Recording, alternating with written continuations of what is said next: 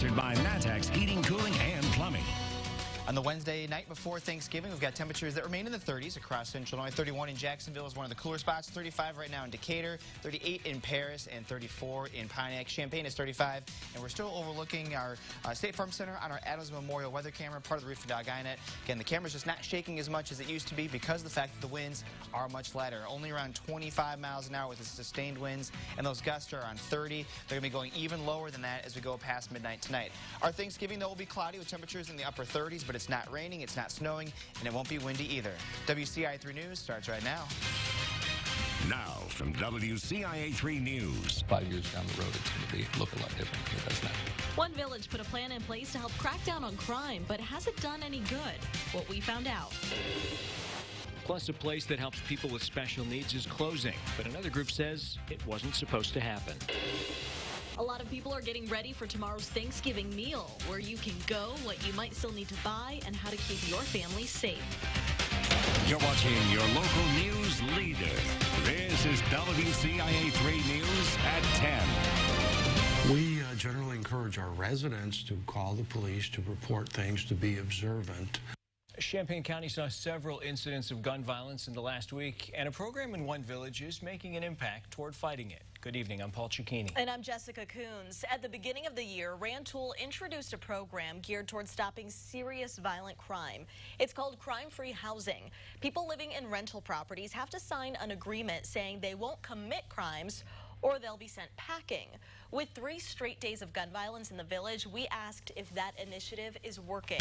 WCIA 3's Emily Braun is live in our newsroom tonight. So, Emily, how did they respond to that question? Jess, they told me that it is working. There have been at least a few cases this year where gun violence was committed and the resident ended up moving out. But the program isn't perfect, and police tell me it'll take time for it to truly transform the community.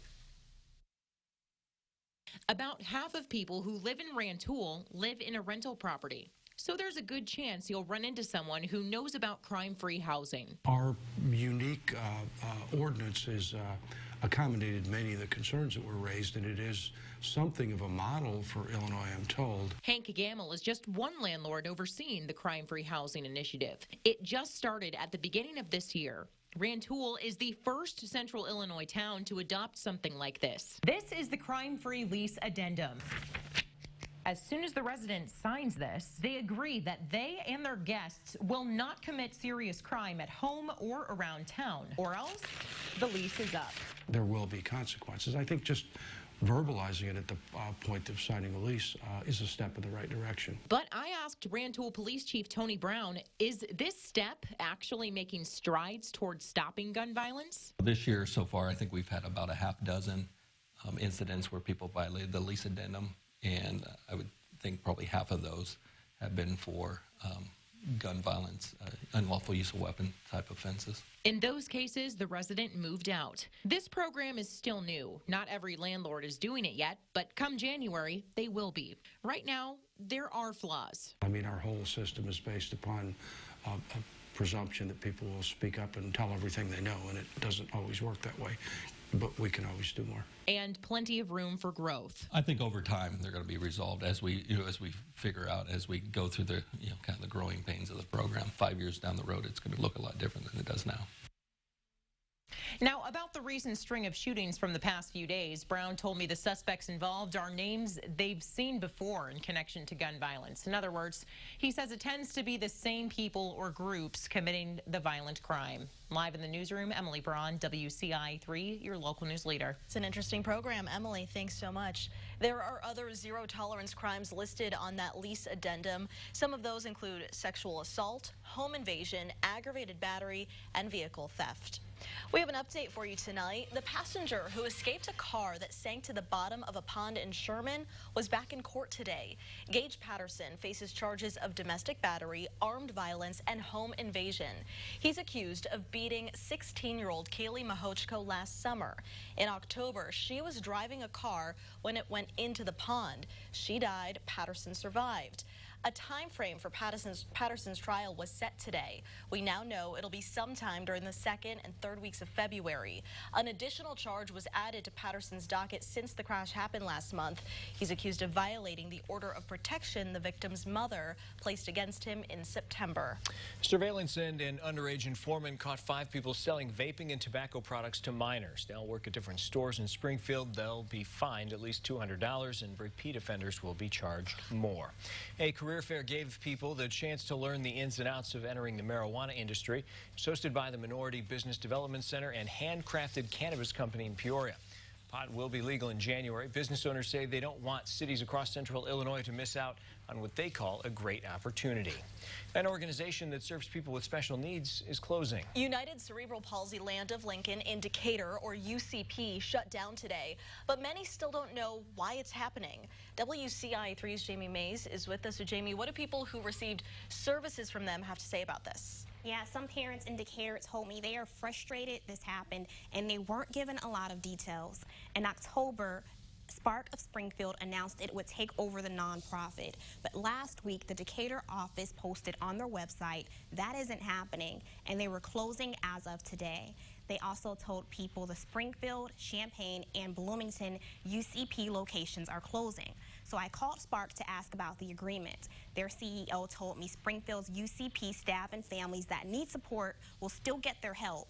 They had planned on taking over the Decatur branch and says he isn't sure why they decided to close. Organizations that help people with special needs want the Macon County community to know they have options.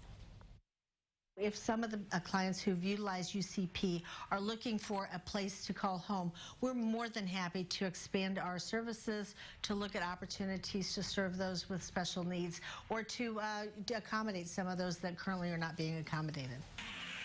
The UCP Miller Lite bar is still open, which has raised thousands of dollars for children and adults with disabilities in Central Illinois, was put on by the nonprofits. They announced the Youth Advocate Program will be taking on that event. We reached out to the UCP's Chief Marketing Officer in Decatur several times today for comment, but we did not get a response.